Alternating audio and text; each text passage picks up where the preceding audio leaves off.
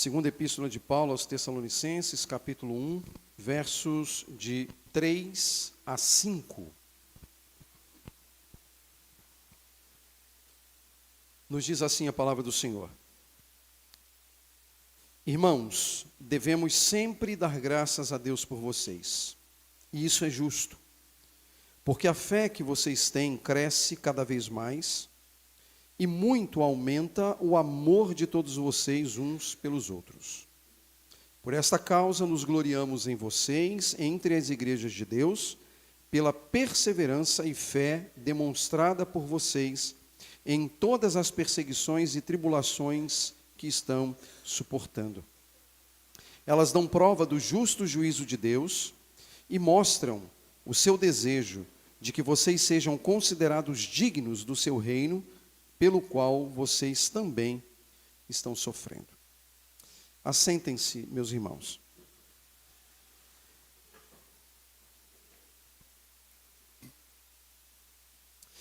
Nós estamos num percurso expositivo, neste ano em que estamos considerando o tema da igreja. E nesse percurso, no atual percurso que nós estamos, nós temos tratado de alguns testemunhos bíblicos sobre igrejas do Novo Testamento. Hoje nós chegamos à 10ª igreja considerada, 7 delas consideradas às quartas-feiras, através das 7 cartas encaminhadas às 7 igrejas do Apocalipse, e nos últimos domingos consideramos a igreja de Jerusalém, a igreja de Antioquia e hoje a igreja de Tessalônica. Ainda há uma igreja que pretendo abordar, se o Senhor permitir, no próximo domingo. E aí nós encerramos essa parte da igreja de Jesus e seus testemunhos bíblicos para começar, obviamente, uma nova série. O fato é que nós estamos neste percurso com um objetivo simples, um objetivo único, de corrigir os nossos olhares sobre modelos de igreja. Nós vivemos uma época em que é muito natural que busquemos modelos a serem seguidos. E normalmente os nossos olhares, eles estão talvez numa igreja na Califórnia ou em Nova York, quem sabe uma igreja em Londres ou num grande centro urbano como São Paulo ou Rio.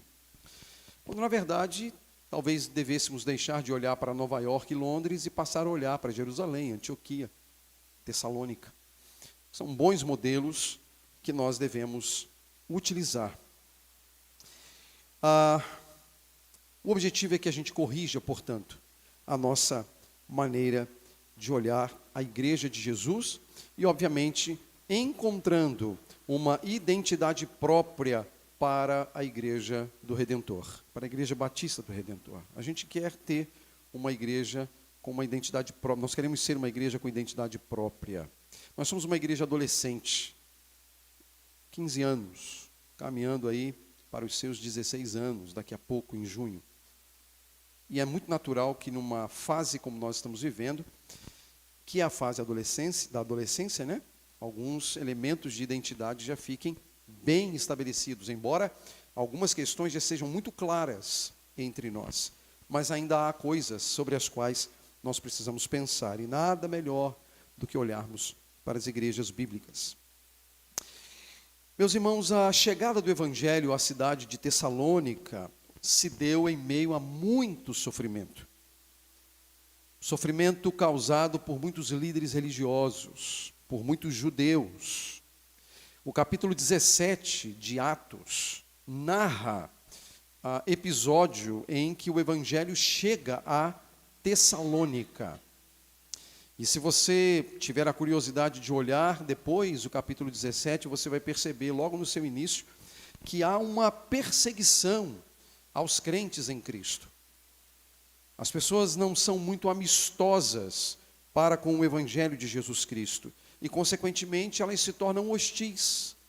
E elas começam a criar dificuldades e problemas para tantos quantos desejavam ser um crente fiel a Jesus Cristo. E por causa de toda essa experiência, por causa de toda essa realidade vivida pela igreja, e o apóstolo Paulo experimentou essa realidade muito próxima à igreja de Tessalônica, Se estabeleceu uma relação de afetividade profunda entre Paulo e a igreja, e entre a igreja e Paulo. Isso é percebido de um modo muito claro na maneira como Paulo trata os irmãos de Tessalônica, como os irmãos lidam com as questões da igreja em Tessalônica. Há uma afetividade, e essa afetividade, inclusive, ela é demonstrada pela própria realidade que Paulo dirige à igreja 2 cartas. Nós lemos aqui, por exemplo, palavras extraídas da 2ª carta. Mas há uma primeira carta, em que Paulo mostra uma alegria profunda pela maneira como a igreja de Tessalônica se comportava, pela maneira como a igreja de Tessalônica vivia a fé cristã. Mas a 2ª carta, quando a gente para pensar no contexto dela, ela foi escrita com vistas, meus irmãos, a encorajar os irmãos daquela igreja que estavam sob fortes perseguições e tribulações, corrigir os pensamentos daqueles irmãos com relação à 2ª vinda de Cristo. Havia uma dúvida, havia incertezas no meio da congregação sobre como se daria a vinda de Cristo.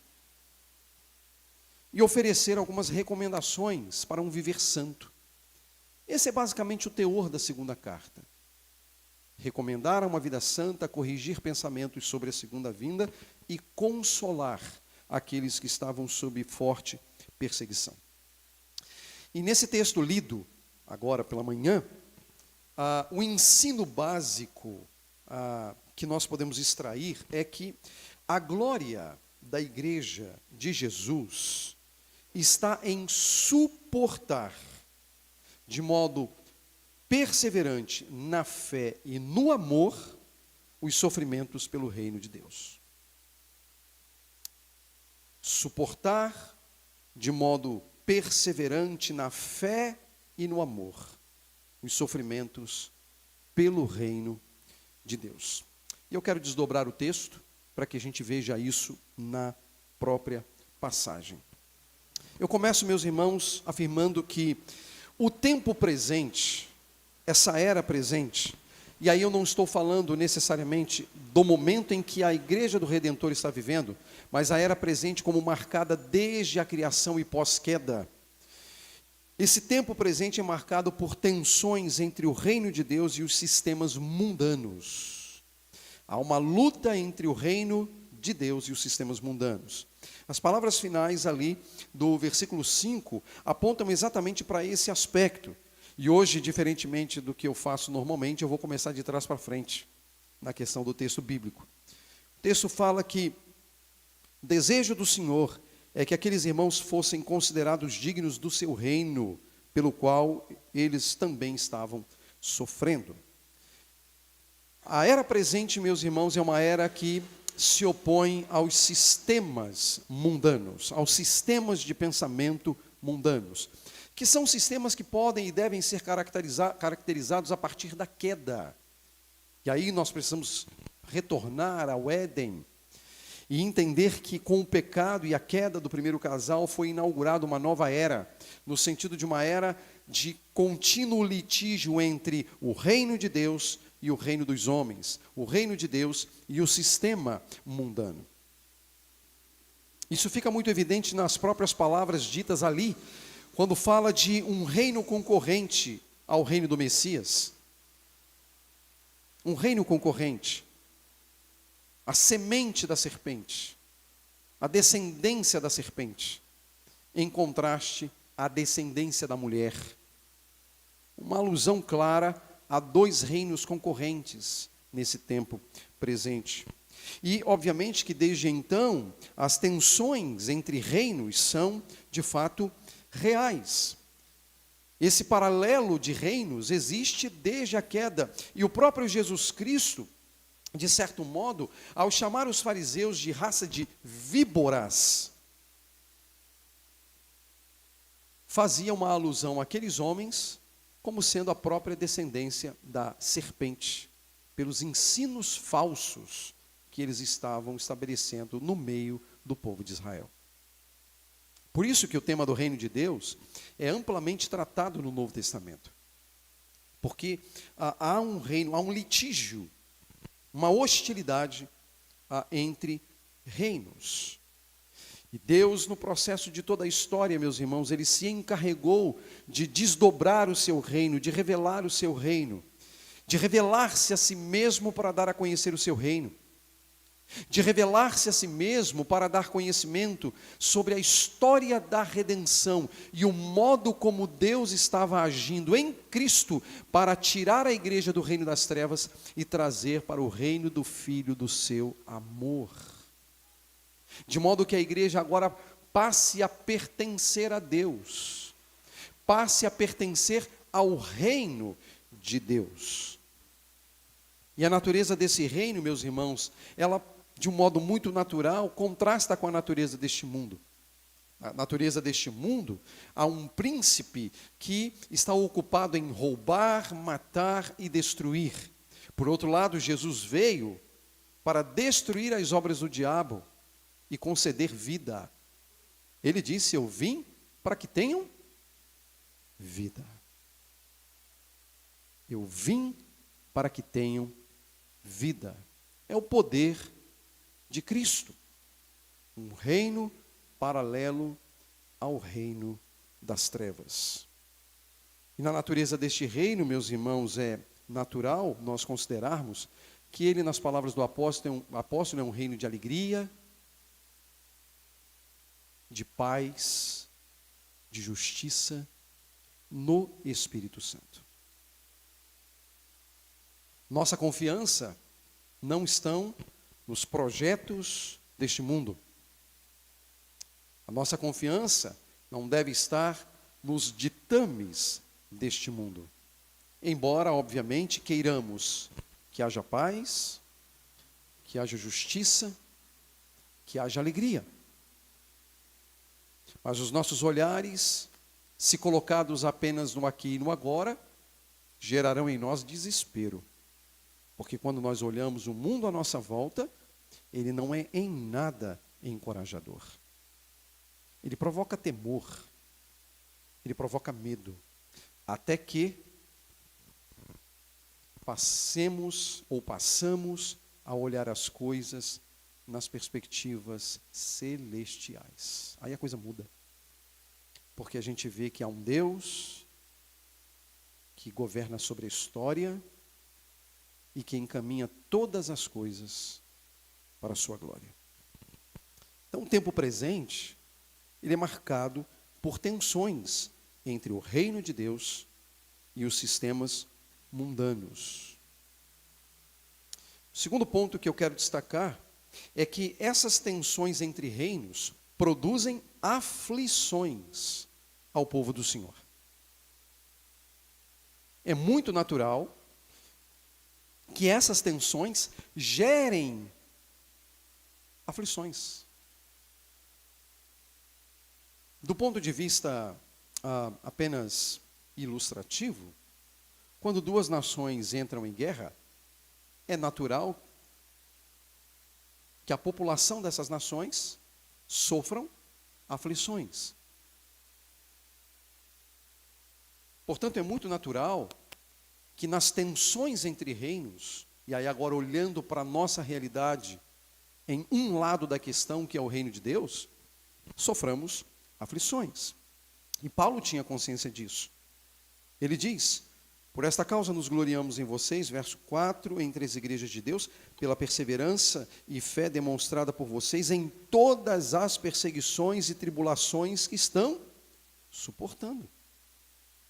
Ele utiliza perseguições e tribulações suportadas pela igreja de Tessalônica. E isso é muito emblemático, porque se o capítulo 17 de Atos narra que a chegada do evangelho em Tessalônica se deu no meio de muita tribulação e perseguição, anos depois, quando Paulo escreve a segunda carta, já se passaram anos desde o episódio de Atos 17, a igreja continua passando por perseguições, aflições, tribulações.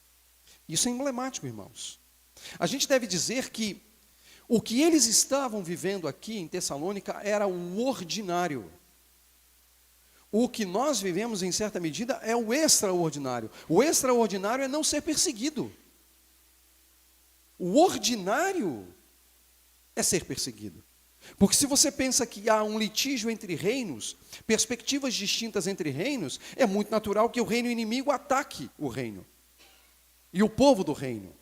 Então é natural que ordinariamente a ordem a coisa normal, a coisa natural é a perseguição, é a tribulação, é a aflição. E se eventualmente nós não passamos por isso, nós não estamos vivendo o que é o ordinário, nós estamos vivendo o que é o extraordinário, que é um tempo sem essas lutas e essas dificuldades. Mas nós sabemos que nós estamos caminhando para lá. Isso não é novidade para nenhum de nós. As tensões entre reinos produzem aflições, perseguições e tribulações. Quantos irmãos em Cristo Jesus, não apenas lá nos dias do Novo Testamento, mas ao longo destes 12.000 anos de história, hoje estão sofrendo hostilidades e perseguições por causa da fé. E nós já começamos a perceber isso em solo brasileiro.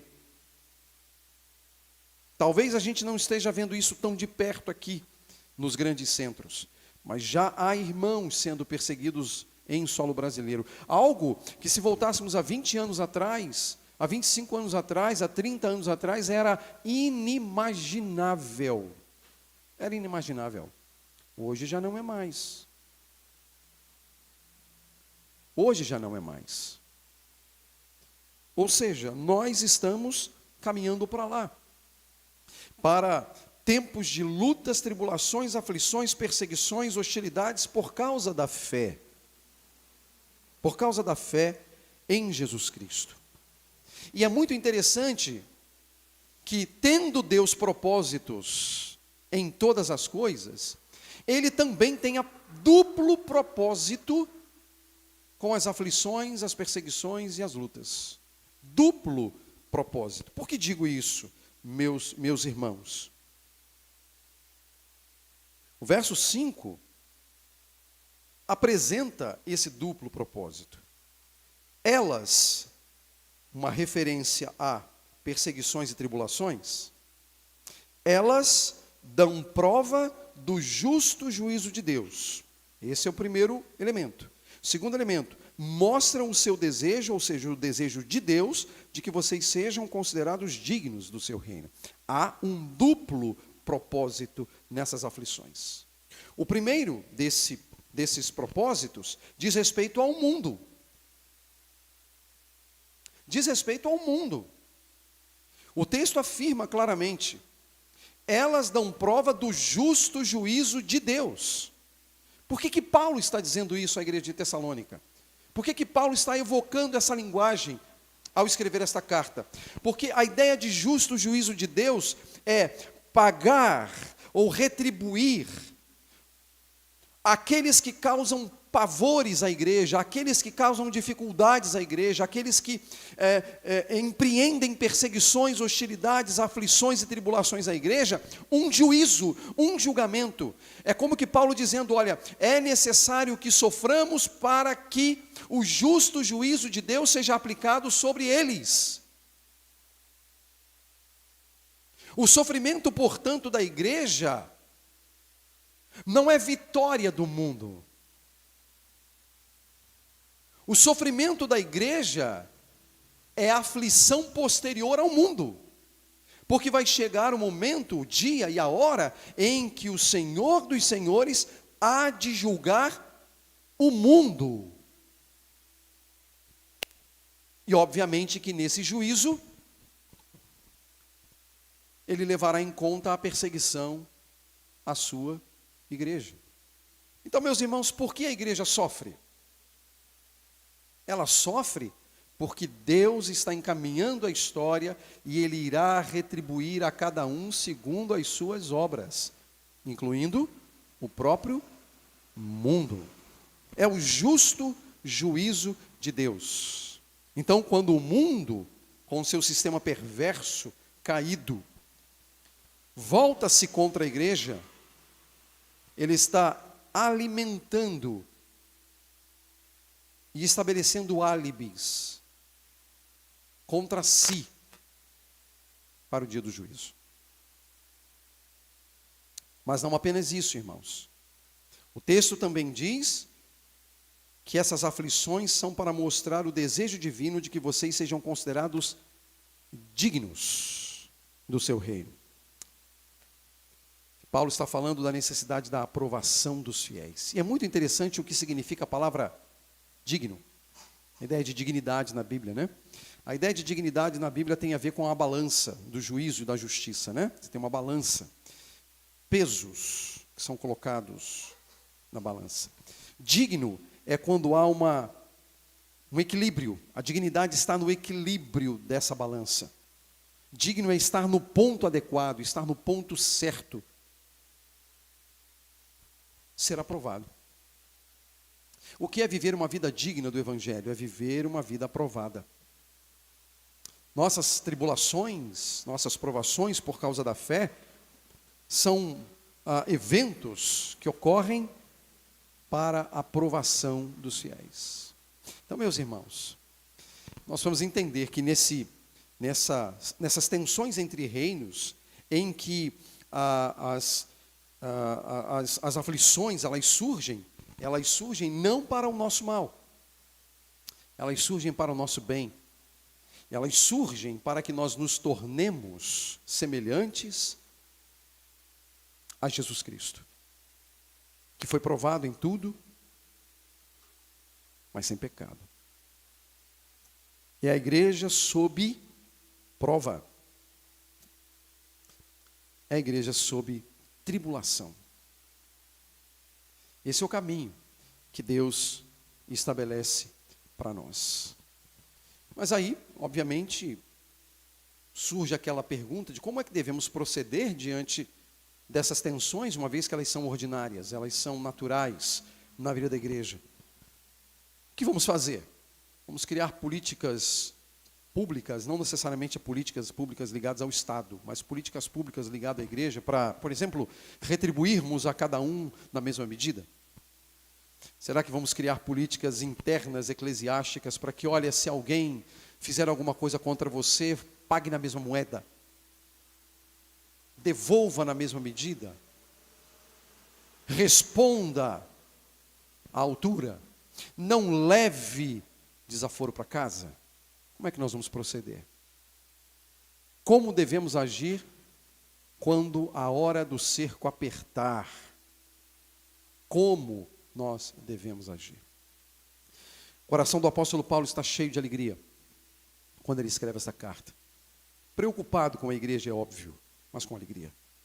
E logo no início do texto ele diz: olha, devemos sempre dar graças a Deus por vocês, e isso é justo, é correto, é digno, porque a fé que vocês têm cresce cada vez mais e muito aumenta o amor de todos vocês uns pelos outros. Fé e amor. Dois pilares fundamentais. E veja que ele diz isso no contexto de hostilidades. Ele não está falando no contexto de fé e amor porque, olha, o Estado romano parou de perseguir a igreja, o imperador não está muito preocupado com a igreja agora, ela tem liberdade, ela pode cultuar, ela pode se reunir em praça pública, ela pode falar de Cristo, ela pode dizer que Jesus é o Senhor, que Jesus é rei, que Jesus é príncipe, não vai ter problema nenhum. É esse o contexto? Não. O contexto é de luta, tribulação e perseguição por causa da fé. Ou seja, a fé da igreja era a causa da perseguição. O que eles criam era a causa da perseguição. Mas ao invés disso, arrefecer a fé, diminuir a fé, o que o texto diz? A fé deles crescia cada vez mais. E isso é irônico e é paradoxal ao mesmo tempo. Porque veja, se algo me faz mal, está causando mal para mim, eu quero ficar livre do mal, eu abandono essa coisa. Mas a igreja lá não. A igreja, diz o texto, tinha uma fé que crescia cada vez mais. Sabe o que significa isso? Dar munição ao inimigo. A igreja, com o aumento da fé, estava dando munição para o inimigo continuar a perseguição. Munição ao inimigo para criar hostilidades. Munição ao inimigo para perseguir, para atribular, para afligir. Munição ao inimigo. A fé crescia. Nós vemos um texto aqui ainda agora, o texto de Atos, capítulo 5, que Gamaliel tem ali um momento de lucidez entre os membros do Sinédrio e propõe aos demais membros que, baseado em duas experiências de dois outros líderes que surgiram, que não deram certo, experiências que não deram certo, ele, olha, libera esses homens, deixa eles viverem em paz. Deixa viver em paz, libera, deixa eles irem. Porque se não for de Deus, vai desaparecer. Porque ele não sabia que depois de 2000 anos a gente estaria aqui, né? Mas o fato é que era de Deus. E se for de Deus, o que eles poderiam fazer contra? E aí é muito interessante que eles chamam os apóstolos, dão uma surra neles. Não libera, dão uma surra. Toma uma sova, como diz o outro.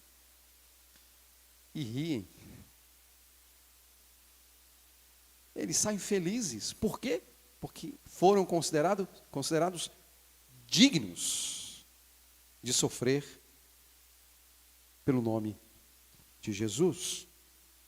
A fé da igreja de Tessalônica crescia cada vez mais. O que implica dizer que nesse cenário significava dar munição ao inimigo, dar motivo ao inimigo para poder fazer o mal.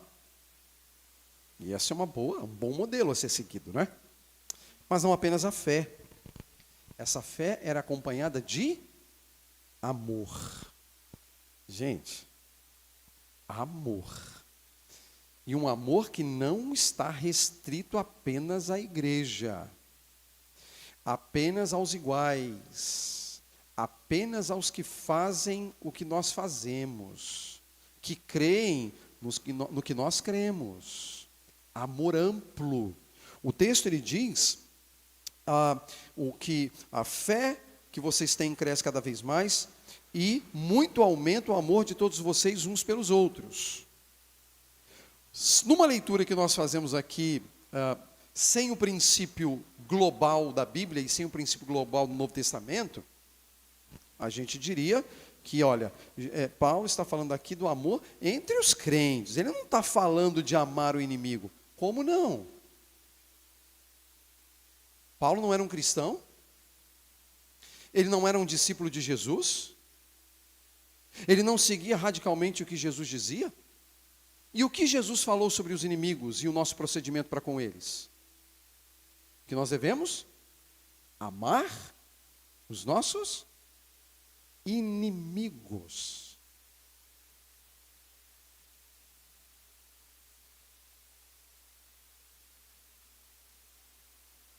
Amar os nossos inimigos. No reino das trevas, o reino das trevas não é um reino de amor. É um reino de interesses. O reino de Deus é um reino de amor.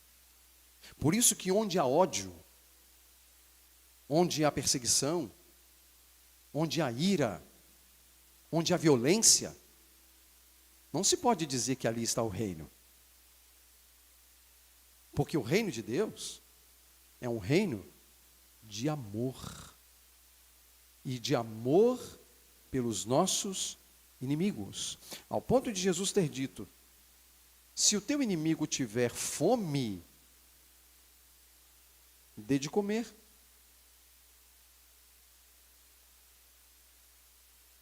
Se tiver sede, dê de beber. E Jesus emenda com uma declaração que tem a ver com o justo juízo de Deus sobre o mundo, porque ele diz assim: porque fazendo isso, vocês amontoam brasas sobre a cabeça deles. O que é isso? Senão juízo. Meus irmãos, o que nos diferencia do mundo é o amor. E não é um amor, volto a dizer, restrito aos membros da Redentor ou restrito à comunidade cristã evangélica no Brasil e no mundo. Não! É um amor mesmo sobre aqueles que se constituem inimigos da igreja. É amar César. É amar o soldado que o aprisiona.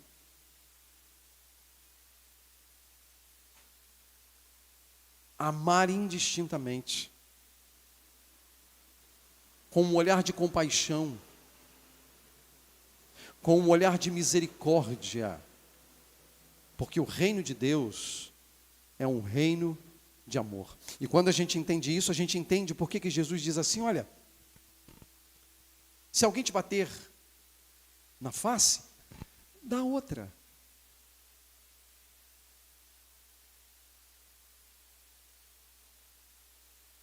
Se alguém quiser caminhar com você 1 milha, vá 2. Se te pedirem a capa, dê-lhe a túnica. Porque o reino de Deus é um reino de amor. No reino de Deus não há ódio, no reino de Deus não há ira, no reino de Deus não há violência, no reino de Deus não há perseguição. Porque o reino de Deus é um reino de amor. E amor para com aqueles que pensam diferente. Um reino de amor. Isso é o que nos distingue dos demais. Isso é o que nos distingue do reino das trevas.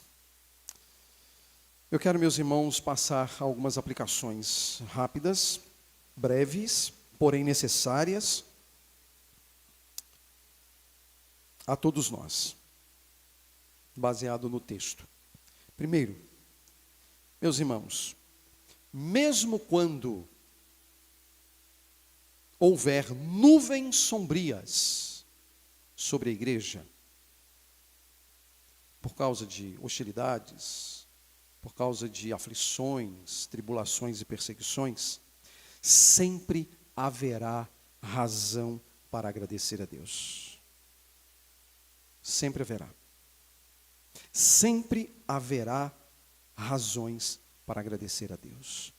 Em tempos de lutas, de dificuldades, em tempos sombrios, precisamos ter um coração agradecido a Deus. Eu quero ler para vocês uma parte da carta que Policarpo, uma carta sobre a história de Policarpo, um bispo de Esmirna, sobre o martírio de Policarpo, bispo de Esmirna, encaminhada posteriormente a uma igreja em Filomélio. Aqui talvez esteja uma demonstração lá do século II, que é uma carta que foi escrita no século II da era cristã, não é uma carta canônica, mas uma carta do século II que descreve o que é essa questão de um coração agradecido a Deus em tempos de tribulações. O texto diz assim, vou ler literalmente. Quando finalmente ele, Policarpo, foi apresentado, a notícia de que Policarpo fora preso provocou um grande tumulto. Portanto, quando foi trazido à presença do procônsul, este lhe perguntou se ele era Policarpo. E quando este confessou que era, o procônsul tentou persuadi-lo a negar a fé, dizendo, respeite a sua idade. Abra um parêntese aqui, ele tinha 86 anos. E acrescentou outras coisas que são geralmente típicas dessa situação, tais como, jure pela fortuna de César, mude de ideia, diga fora com os ateus. A palavra ateus é uma referência aos cristãos. Mas Policarpo, com o seu rosto muito sério, olhou para a multidão de pagãos sem lei, presentes na arena, e fez-lhe um gesto com a mão. Depois, gemendo e olhando para o céu, disse, fora com os ateus. Um tom irônico. Mas o procônsul insistiu, dizendo, faça o juramento e eu vou libertá-lo. Amaldiçoe Cristo. Policarpo disse, durante 86 anos o tenho servido e ele nunca fez nada contra mim. Como posso blasfemar contra o meu rei que me salvou? O procônsul insistiu, dizendo: jure pela fortuna de César.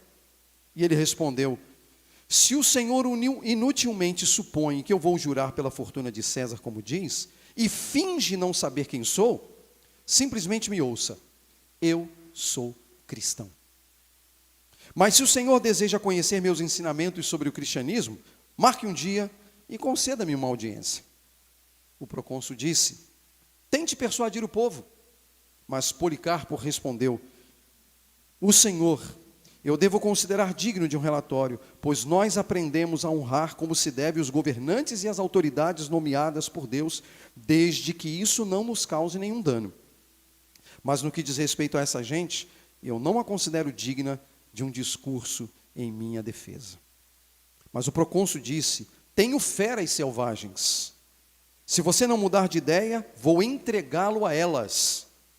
Mas Policarpo disse: pode chamá-las. Pois o arrependimento do que é melhor para o que é pior não nos é permitido.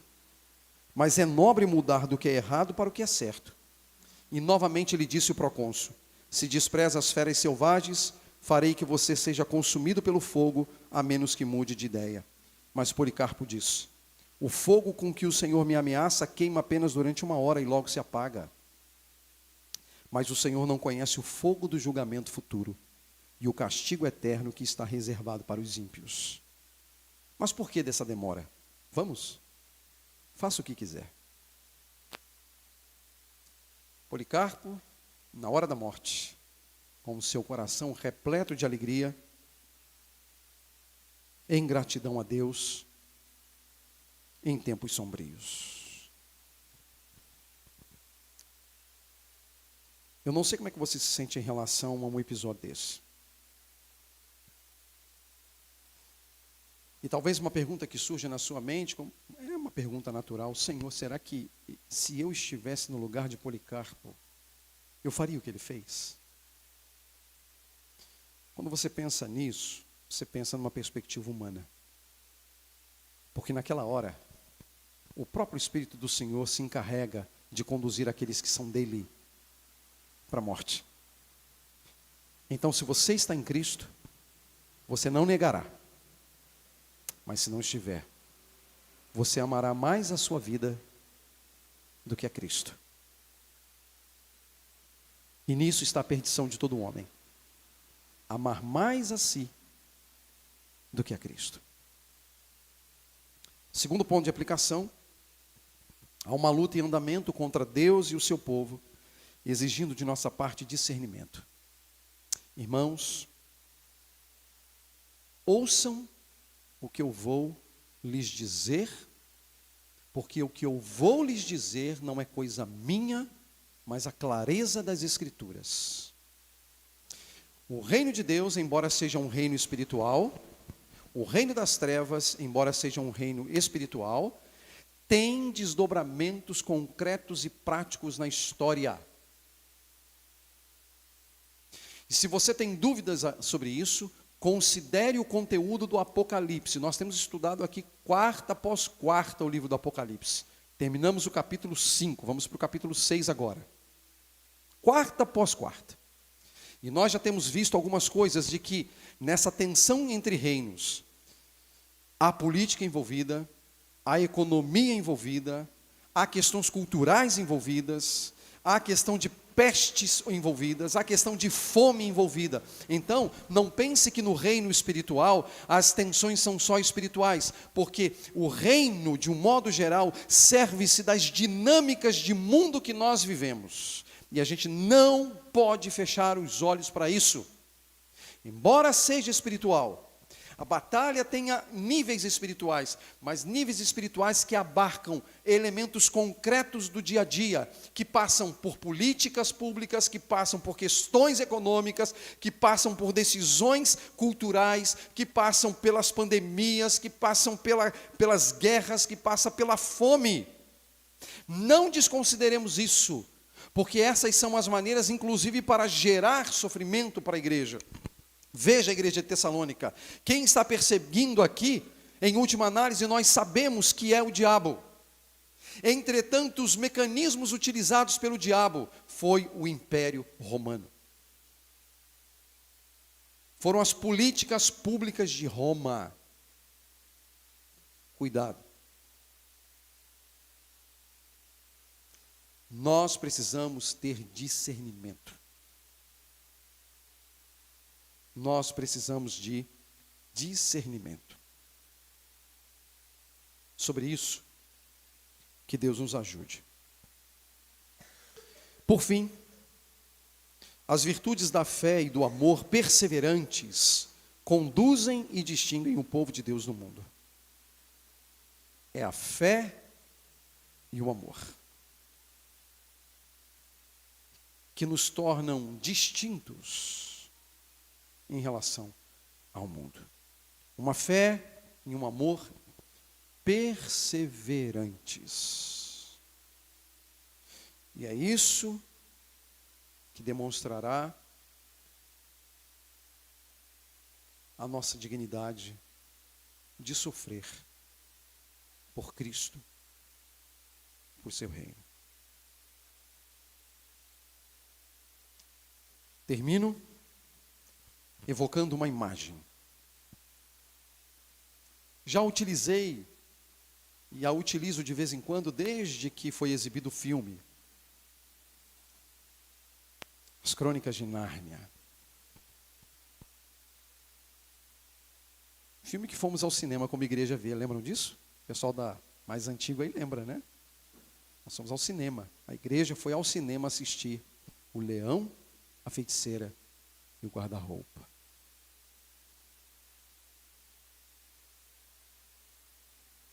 Qual é a cena? Fim do filme. A Rainha Branca acha que Aslan está morto, porque ela o matou na mesa de pedra. E ela sai triunfante para dominar os terrenos que pertenciam a Aslan, com todo o seu exército. Com todo o seu exército.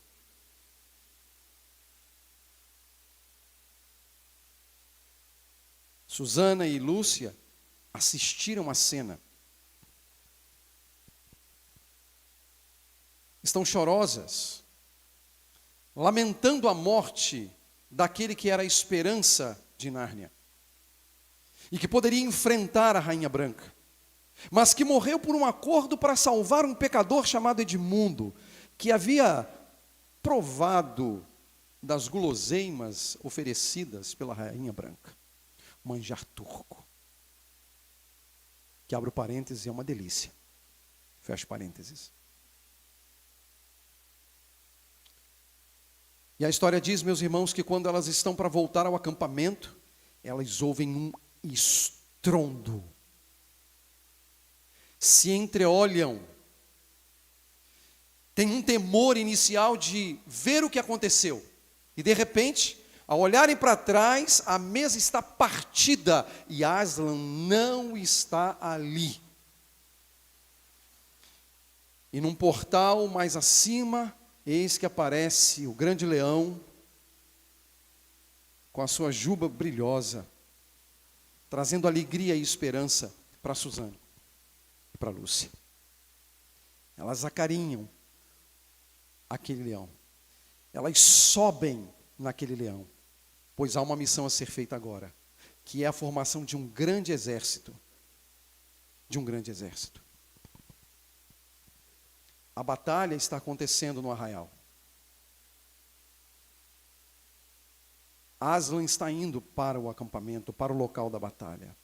Quando a certa altura, nós ouvimos e vemos a cena de alguém que desembanha a espada, ergue até o alto e brada por Aslan